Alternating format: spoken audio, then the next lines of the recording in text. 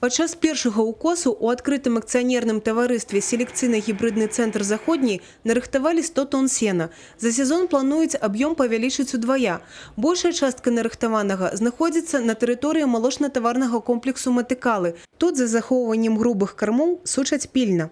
Завезли сено, и в течение 2 недель каждый день приходим, проверяем, замеряем влажность, температуру.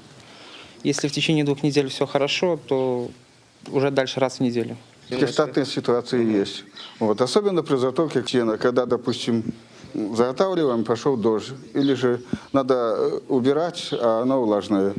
Поэтому мы их стараемся пересушивать.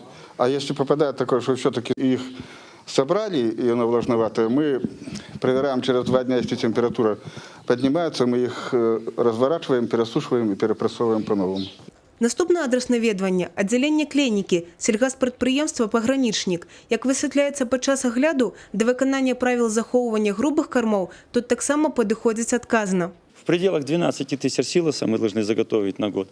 Где-то до 4-200 сенажа и 600 тонн сена. В этом году уже на корову мы доим почти 23,5 литра. А в прошлом году на это время мы доили где-то 17,5.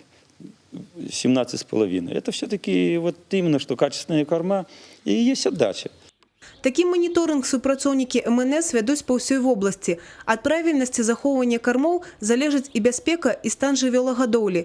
Так, вільготнасць сена не павінна перавышаць 17%. Тэмпература адпавядаць тэмпературы навакольнага асяроддзя.